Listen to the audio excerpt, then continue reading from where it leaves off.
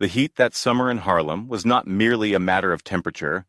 It was a physical weight, a living thing that pressed down on the rooftops of the tenements and curled around the lampposts like a serpent. It was August 1964, and the air smelled of ozone, exhaust fumes, and unlit gunpowder. The city was a powder keg, and there were men in high offices downtown who were desperately searching for a match. The newspapers, particularly the scandal-hungry tabloids like the Daily Graphic, had been running headlines all week screaming about the Harlem jungle, painting the neighborhood as a lawless pit of violence waiting to explode.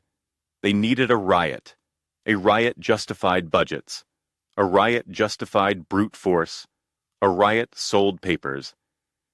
But Harlem had been quiet, a tense, disciplined quiet that frustrated the powers that be. So, they decided to stop waiting for the fire and start it themselves. The target was chosen with cruel precision: St. Bethel, African Methodist Episcopal Church on 32nd Street. It wasn't the biggest church, but it was the heart of the block, a place where the choir sang the blues away on Sunday mornings and where the elders organized food drives on Tuesday nights. At 2:02 a.m. on a Friday, under the cover of a darkness that the police patrol cars conveniently ignored, a group of men, hired thugs from Hell's Kitchen, paid in cash by intermediaries who answered to corrupt precinct captains, descended on St. Bethel. They didn't just vandalism it, they violated it. They smashed the stained glass windows that depicted the Black Christ. They overturned the pews. And on the white clapboard siding of the entrance, they spray-painted slurs so vile, so hateful, that they burned the eyes of anyone who read them. Then they left, leaving the doors wide open for the morning sun to reveal the wound. By 8:00 a.m., the news had spread faster than a virus. By 9:00 a.m., the street in front of St. Bethel was a sea of bodies. But this wasn't a congregation coming to pray. It was an army coming to war. Young men, their muscles tense with a lifetime of swallowed indignities, filled the intersection. They carried baseball bats, tire irons, and lengths of chain. Their eyes were wet with tears of rage, but their jaws were set in stone. Leading them was a young firebrand named Tyrell, a 20-year-old with a scar over his eye and a heart full of napalm. Tyrell was shouting, rallying the troops, pointing toward the police precinct 3 blocks away. "They did this," Tyrell screamed, his voice cracking. "They spit in God's house. If they want a war, let's give them a war. Burn it down. Burn it all down."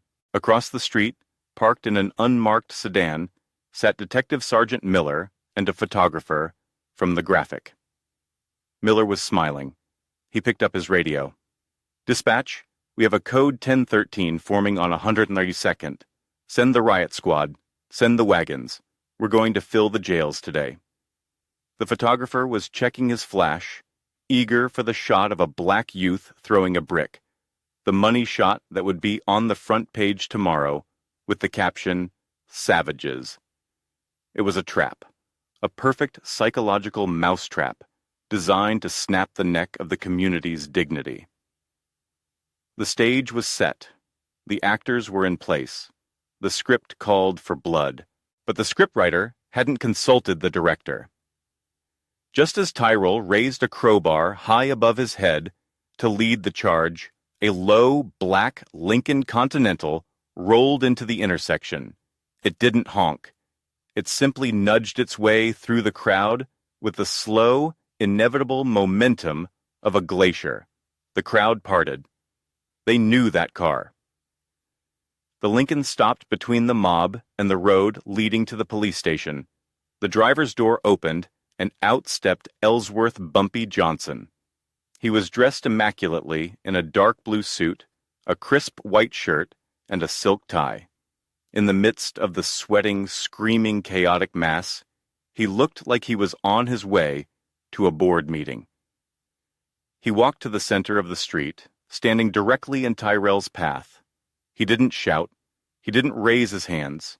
He just stood there, lighting a cigarette with a gold lighter. The metallic clink, audible in the sudden hush that fell over the front rows of the mob.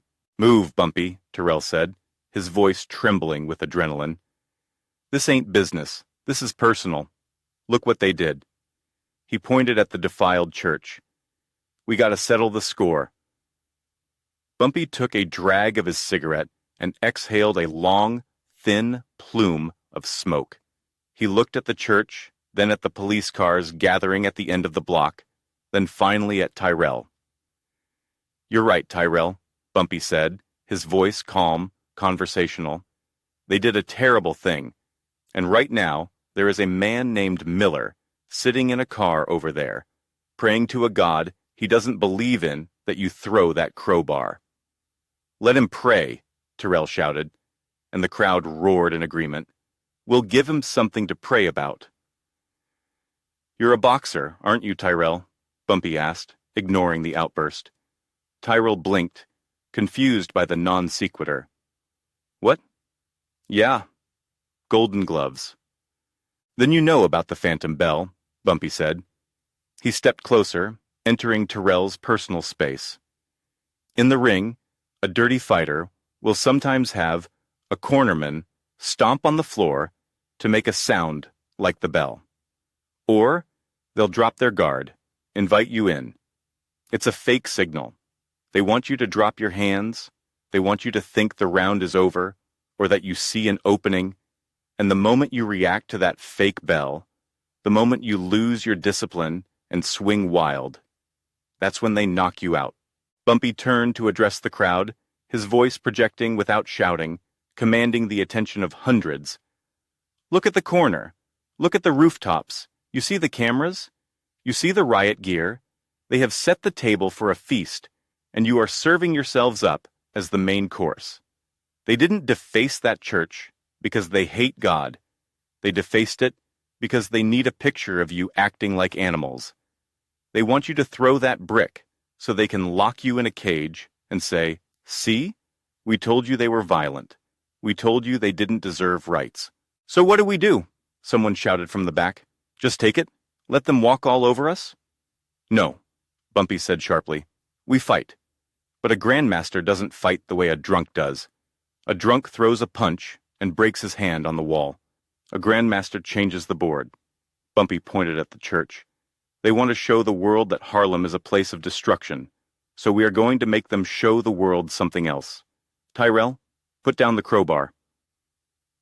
Tyrell hesitated, his knuckles white. "Put it down," Bumpy ordered, his eyes flashing with that legendary cold fire. Tyrell dropped the iron bar. It clattered loudly on the asphalt. "Now," Bumpy said, reaching into his pocket and pulling out a thick roll of cash.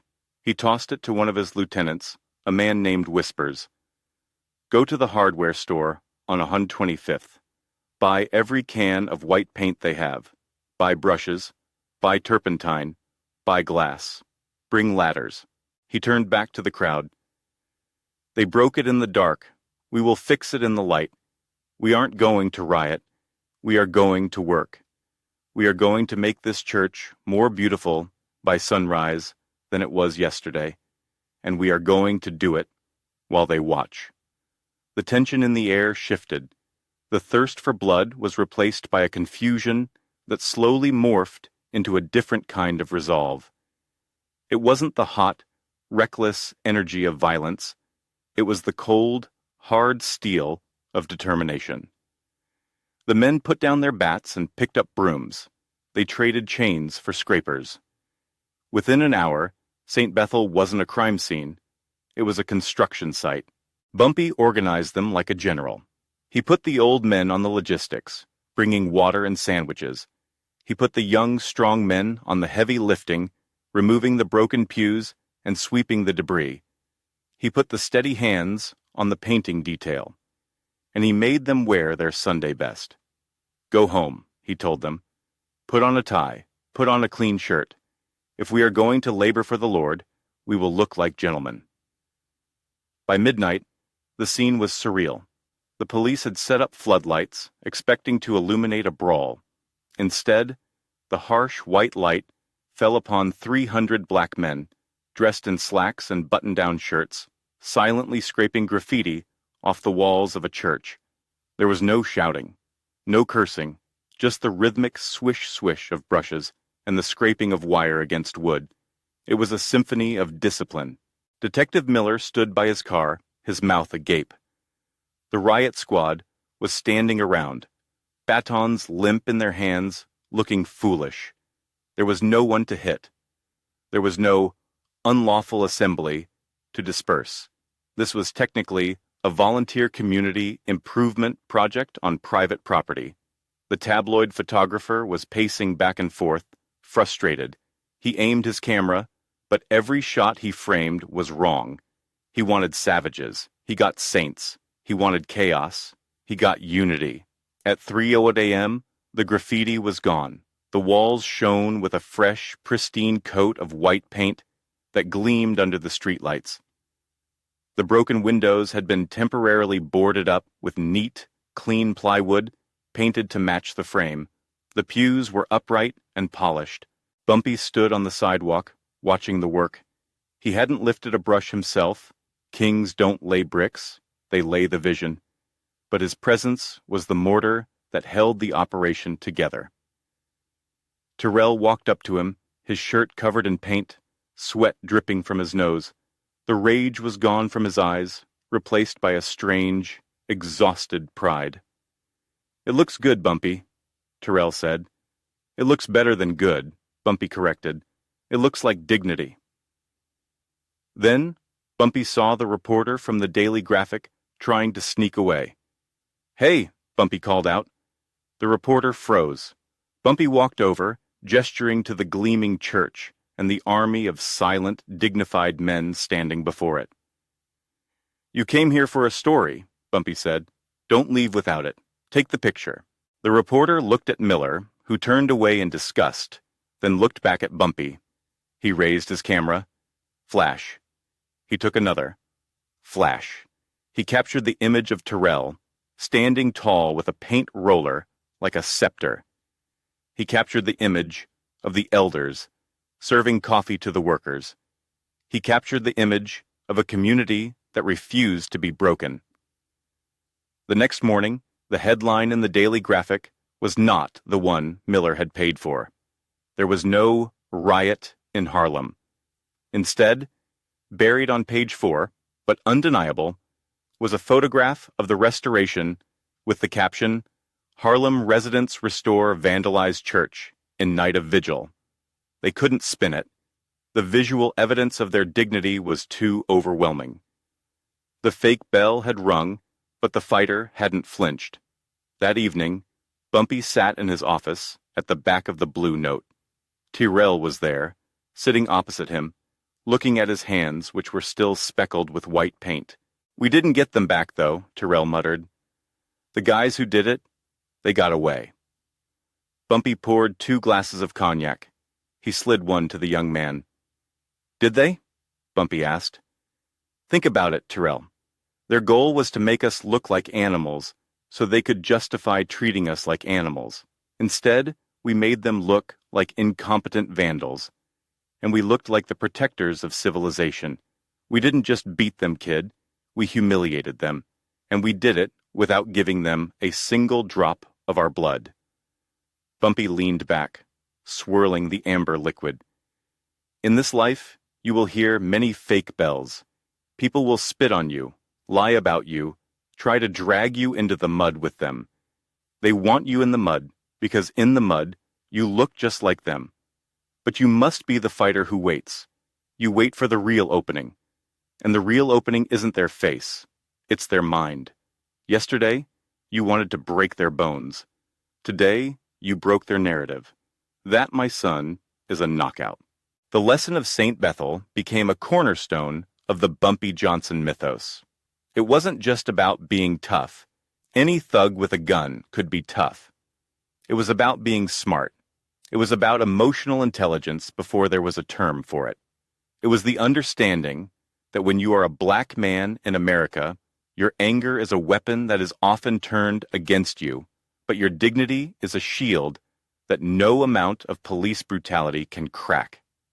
Bumpy taught Harlem that the ultimate rebellion against a system that wants to see you fail is to succeed, spectacularly and undeniably, right in their faces.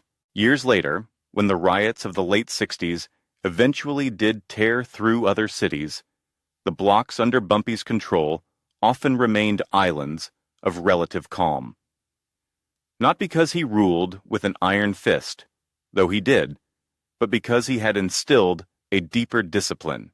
He had taught them the difference between reacting and responding.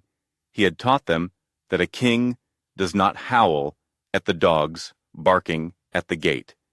He simply reinforces the gate and lets the dogs exhaust themselves.